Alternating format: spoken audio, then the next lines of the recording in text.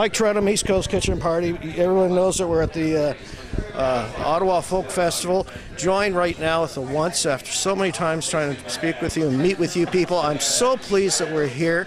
I was telling Geraldine I almost got arrested trying to get up for the interview at the Juno Awards because I was in the media. Yeah, we were doing the email exchange, and the media lockup was really you're locked up. And I went wandering around trying to find. Oh no! Whoa! Yeah, no. So, but it didn't happen. But here we are. It's just.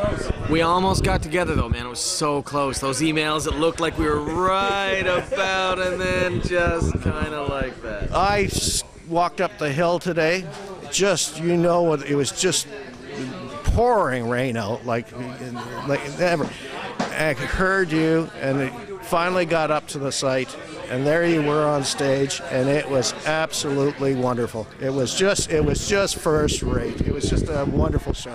Thank you.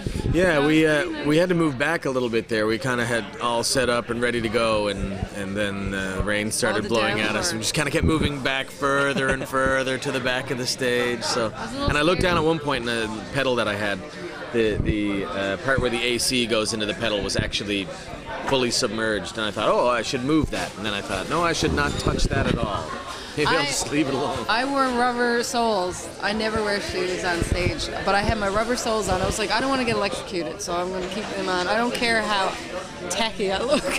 You know, folk fans, so folk festivals are a hardy bunch because it's funny, you know, one of the first ones I ever went to years ago was the London Folk Festival, and headlining at the time was Dan Hill, and it was just a drenching, the same as it was, but at night, and he was the headliner, and it was just silence in the crowd, and all of a sudden, someone burst out and said, "We're not leaving until he comes out on stage," and the place just erupted.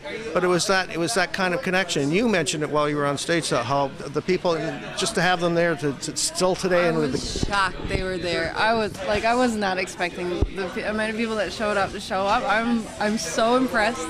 Beyond belief. It's one of the beautiful things about folk festivals, man. That is a dedicated audience that come to folk festivals. Like, that is a loyal, brave audience that are ready for anything. Well, I don't know if you saw it. There was a little family in a tent. They brought a tent so they could get out of the rain. And then I even asked, how many people wish they brought a tent? And it was like, woo! Yeah. Of course, the other thing you notice when you're watching the fans, as I am, when you get that opportunity, is a mother holding her child and just swaying back and forth listening to you people. And that was such a beautiful sight. It has that kind of connection, your music with people. It really does. We're really fortunate that way. Like, people, and like some of the stories that we'll hear, you know, after a show, right? Like, it's great. Like, anytime that your music is able to connect with someone on a personal level, you know, like beyond sort of the show itself, it means something. You know, it means a lot, right? I can't let it go that after interviewing the two groups that are here from Prince Edward Island today, they use this as an opportunity, as a tourism opportunity for visiting PEI. So you have to say something about Newfoundland. And you mentioned, and I know you appeared there the other day, Sean Majumder and what he's doing there. I actually interviewed him at the Juno Awards because he was locked in the media room, and we talked about that. That's a fascinating thing he's doing. It's unbelievable. It's called The Gathering. It's in Burlington, Newfoundland, which I was surprised when I knew there was a Burlington in Newfoundland. But like, he just basically, he has a show called Majumder Manor. He just wants the community to get on its feet, be able to work and sustain itself. So he's doing whatever he can to do that. They just built a big, giant greenhouse so they can cook their own, grow their own garden, so they can have all organic stuff for the community to share. And I don't know, it's beautiful. When we were there for the, it's The Gathering. It was like 3 days. It was a 3-day festival. It's the first year for it, but he had a house float across the water at night. Yeah, they built a house and dragged it around out in the harbor at night, and you know, it was lit up with flames Candles. On the inside. This beautiful glowing thing, you know, which is an old thing that they used to do in Newfoundland.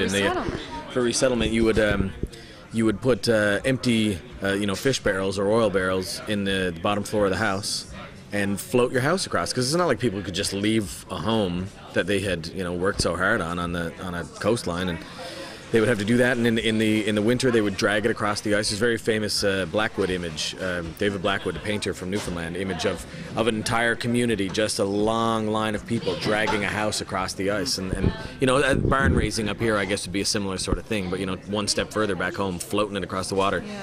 And this is the sort of stuff that he did, just to kind of remind people where they're from and the kind of people that they are born from. You know, the fact that a lot of people now, you know, have very similar sort of houses, and you know, the basement and the gyprock and the quad and everything like that, but it didn't always used to be that way. And Sean's done a really great job of reflecting the community back at itself, and getting people to take ownership of it and have a degree of pride, rather than just sort of something to go out and, you know, drink a few beers and listen to some music. It's a dry festival, you know. It's just all about amazing food, and I mean, the title of it, The Gathering, is just such a perfect, a flawless way of describing the intent. You know, and we were lucky enough to be part of it. And he's not the only famous guy from Little Burlington, Newfoundland. Rex Gowdy, Sexy Rexy, who was a finalist in Canadian Idol, is also from there. So it's a great nickname. My God, I would love to be.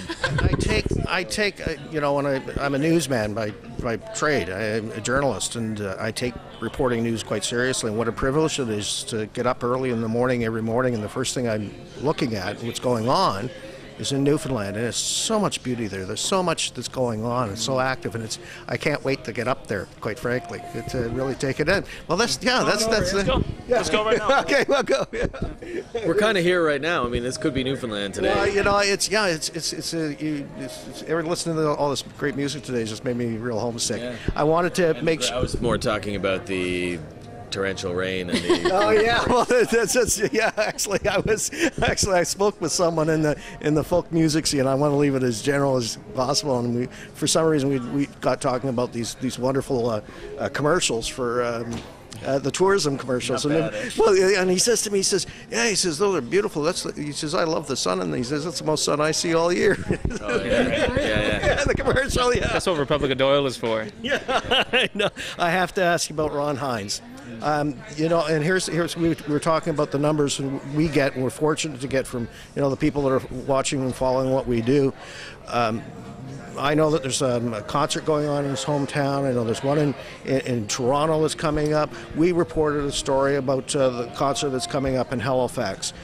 That was shared by more people on our Facebook fan page than any other story since we've launched.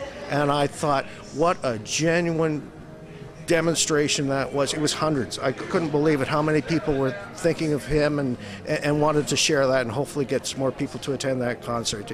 You've been very vocal in terms of what he's meant to you too, and I thought it'd be important for you to have an opportunity to just touch on that.